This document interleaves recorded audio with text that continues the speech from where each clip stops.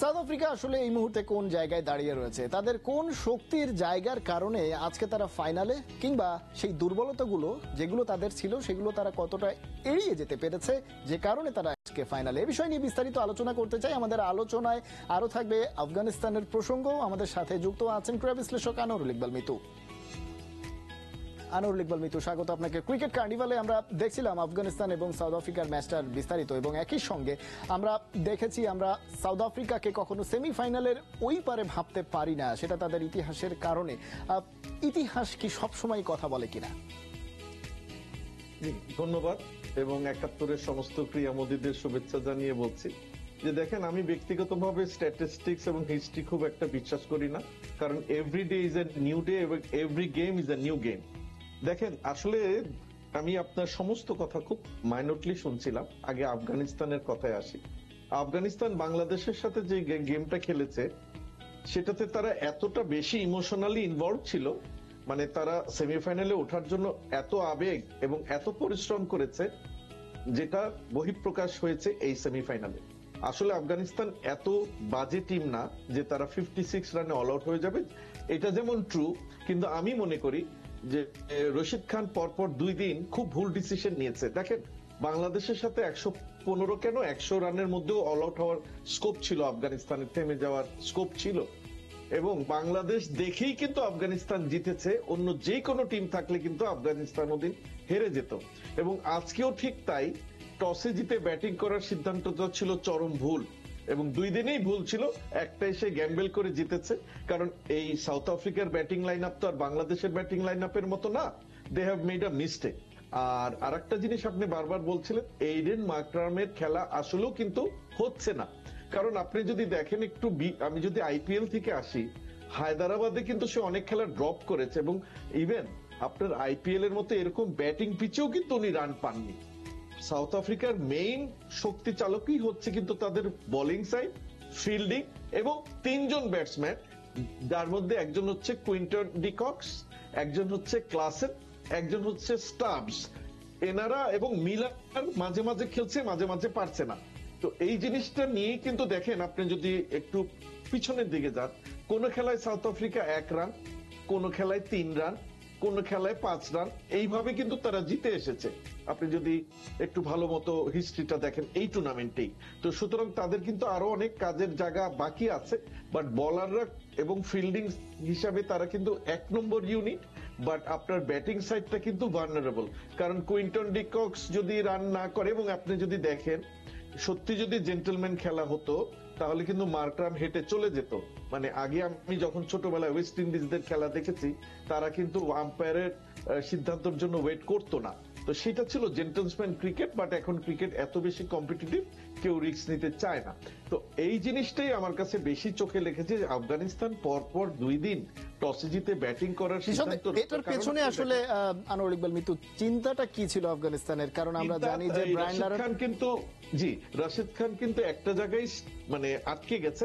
ওনারা ভাবছেন যে ওনাদের তো আসলে স্পিন অ্যাটাকটা খুব ভালো, এবং বোলিং ইউনিটটাও কিন্তু ভালো, এবং আপনি দেখবেন আফগানিস্তান টিমটা যখন ওপেনার 2 জন ভালো করে তখনই কিন্তু তারা রানে যায়। যেমন আপনি ধরেন অস্ট্রেলিয়াকে আফগানিস্তান হারিয়েছে, আমি ক্রেডিট দিতে চাচ্ছি, সব ইজ ওকে, বাট আপনি যদি দেখেন 3-4টা ক্যাচ কিন্তু অস্ট্রেলিয়া ফেলে দিয়েছে আপনার আফগানিস্তানের ওপেনারদের। হ্যাঁ, সেটা যদি ধরতে পারতো খেলার রেজাল্ট অন্য হতে পারতো। ইভেন ইন্ডিয়ার সাথে অস্ট্রেলিয়া যেই ক্যাচটা হার্দিক পান্ডিয়ার হাত থেকে ফসকে গেছে, তাহলে এখন বোঝা যাচ্ছে যে দেখেন, অবশ্যই আফগানিস্তান তাদের মেটেল দেখিয়েছে, তারা একটা ভালো টিম, কিন্তু ওই যে বড় আসরে গিয়ে এই যে ছোট দল আর ভালো দলে, আমি বড় দলের কথা বারবার বলি, এটাই হচ্ছে ডিফারেন্স। নার্ভটা ধরে রাখতে পারেনি, টোটালি ইমোশনাল ছিল। সেই নার্ভের জায়গা থেকে আসলে একেবারেই ভেঙে পড়েছে, স্পেশালি ব্যাটিং লাইনটা তারা একেবারেই সুবিধা করতে পারেনি। কিন্তু যেটা জানতে চাই আসলে, যে আমরা ব্রান্ডারা স্টেডিয়ামের এর আগের ম্যাচগুলো দেখেছি, এবারের বিশ্বকাপে লো স্কোরিং ম্যাচ ছিল, এবং আজকে সেমিফাইনালে একটা নতুন উইকেটে খেলা হয়েছে, এবং আপনি সেটা যেটা সাধারণত বলেন যে নতুন উইকেট এবারের বিশ্বকাপে মানে হচ্ছে সেটা হাফ ডান উইকেট, সেই জায়গায় ব্যাটিং করাটা খুবই খুবই কঠিন হবে। কিন্তু সেই জায়গাতেও আসলে ঠিক কোন চিন্তা থেকে বা কোন ঝুঁকি থেকে আগে ব্যাট করার সিদ্ধান্তটা রশিদ খানরা নিয়ে থাকেন, বা এই ঝুঁকিটা একটু বেশি নেওয়া হয়ে যায় কিনা? 100% এটাই আমি বলি। আমি কিন্তু আপনার সাথে প্রচুর টক শোতে একটা কথাই বলি, যখন সবকিছু নতুন থাকে, আমার একদম অচেনা জায়গা থাকে, সেই জায়গাটাতে কিন্তু ফিল্ডিংটা নিলে সুবিধা এই, আপনি কিন্তু অপোজিশনের ব্যাটিংটা দেখতে পাচ্ছেন। যেমন দেখেন, মার্করাম বলেই দিয়েছে যে আমার আজকে টসটা হারা খুবই ভালো হয়েছে, এবং এবং এই যে ব্যাটিংটা নেওয়া যে নির্বোধের মতো কাজ হয়েছে তার প্রমাণ হচ্ছে এই। এবং আপনি যখন নিজের উইকেটে খেলেন তখন এক কথা, এটা যখন আপনি দেখেন ইউএসএ তে পিচ ছিল একরকম, ওয়েস্ট ইন্ডিজে পিচ হচ্ছে আরেক রকম, হলেও খুব যে হাই স্কোরিং পিচ হচ্ছে তা কিন্তু না। এবং আপনি যদি কথার কথা, আপনি যদি প্রথমে ব্যাট করে আপনার 150-160ও করেন, অপোজিশনের কিন্তু একটা চান্স থাকে যে ওরা কিন্তু পেরেছে, আমরা কেন পারবো না। কিন্তু আপনি যখন বিলো 100 মানে বিলো 60 আউট হয়ে যান, তখন আর অপোজিশনকে চাপ দিয়ে ধরার কোনো কিছু থাকে না আসলে। কিন্তু আপনি একেবারে শুরুতে, আনোয়ার ইকবাল মিতু, আপনি শুরুতে বলছিলেন যে সাউথ আফ্রিকার বেশ কিছু দুর্বলতার জায়গা রয়েছে, স্পেশালি ব্যাটিং লাইন আপে হাতে গোনা কয়েকজন আসলে ইনফর্ম রয়েছেন, মাঝে মধ্যে কেউ অন অ্যান্ড অফ হচ্ছেন। সেই জায়গায় ইংল্যান্ড অথবা ইন্ডিয়া তাদের প্রতিপক্ষ হচ্ছে ফাইনালে, তাদের জন্য তাহলে ফাইনালের লড়াইটা কি একটু বেশি চ্যালেঞ্জিং হয়ে যাচ্ছে কিনা? না দেখেন, আসলে ক্রিকেটটা খেলা তো একটা অদ্ভুত খেলা। আমি আজকে একটা বললাম, কালকে হয়ে যাবে আরেকটা। তবে এইটা ট্রু, ইন্ডিয়া বা ইংল্যান্ড যেই আসুক, they are more experience than South Africa. But সাউথ আফ্রিকার আমি যেটা এবার দেখছি সেটা হচ্ছে, আমি লাকে বিশ্বাস করি, এবং এই লাকটা কিন্তু তারা নিয়ে এসছে, এবার বোঝা যাচ্ছে। কারণ ওই যে বললাম একটু আগে, আপনার 1 রান, 3 রান, 5 রান এইভাবে কিন্তু তারা জিতেছে, এবং বাংলাদেশও কিন্তু ইজিলি লাস্ট ওভারে সেই রানটা করতে পারতো, আপনারা সবাই দেখেছি আমরা।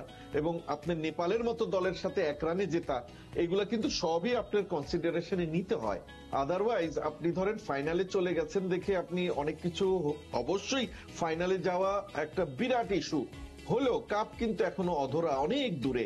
কারণ যেই অপোজিশন আপনার যেই আসুক, ইংল্যান্ড আসুক বা ইন্ডিয়া আসুক, আপনার প্রবাবিলিটি কিন্তু তাদের চান্স বেশি দেখি আমি, rather than South Africa. But ওই যে বললাম, এবার একটা লাক নিয়ে সাউথ আফ্রিকা এসেছে, যেই কারণে এত দূর। কারণ একজন ক্যাপ্টেন যে ব্যাটিং করে, তার কিন্তু তেমন একটা অবদান কিন্তু আমি দেখছি না ফ্রম আইপিএল থেকে, কিন্তু তার ব্যাটিংটা ভালো না। এই জায়গায় একেবারেই সংক্ষেপে আনোয়ার ইকবাল মিতু জানতে চাইবো যে লাক আসলে চ্যাম্পিয়ন হওয়ার ক্ষেত্রে কতটা ম্যাটার করে এ ধরনের বৈশ্বিক টুর্নামেন্টে? দেখেন, অনেকখানি করে। এই কারণে এটা বোথ ফুটবল এবং ক্রিকেটের ক্ষেত্রে আমি দেখেছি যে অনেক বল বারে লেগে ফিরে আসছে, ঢুকছে না, একদম শর্ট রেঞ্জ থেকে মিস করছে। এইখানেও দেখেন আপনি, টসটা কিন্তু একটা ফ্যাক্টর হয়ে দাঁড়াচ্ছে এবারের ওয়ার্ল্ড কাপে। এবার কেন, মেজরিটি ওয়ার্ল্ড কাপে, এবং যারাই জিতছে কিন্তু মেজরিটি আপনি যদি দেখেন 80% কেসে দেখবেন আগে ফিল্ডিং নিয়ে নিচ্ছে। আজকেও দেখেন ইংল্যান্ড টসে জিতে কিন্তু ফিল্ডিং নিয়েছে। তো টসটাও একটা ফ্যাক্টর। বাট আমি মনে করি যে যারা এই ফাইনালে নার্ভটা মেজর হচ্ছে নার্ভ, এবং মার্করাম সহ ওদের ব্যাটিং লাইন আপ কিন্তু খারাপ বলছি না আমি, কিন্তু ওই 3 জন ছাড়া কিন্তু ছন্দে কেউ নাই আজকে। অর্থাৎ তাদের যে সক্ষমতাটা রয়েছে, সেই সক্ষমতাটা তারা ফাইনালে কিভাবে কাজে লাগাতে পারে, দুর্বলতাটা তারা কিভাবে ঢাকতে পারে, কাটিয়ে উঠতে পারে, সেটার উপরে অনেকটা ডিপেন্ড করছে যে তারা ফাইনালে কোন ফলাফলের দিকে যাবে। আমরা আসলে একটা জমজমাট ফাইনালের অপেক্ষায় আছি, দেখা যাক কারা তাদের প্রতিপক্ষ হয়। আনোয়ার ইকবাল মিতু, অনেক ধন্যবাদ ক্রিকেট কার্নিভালে যুক্ত হওয়ার জন্য।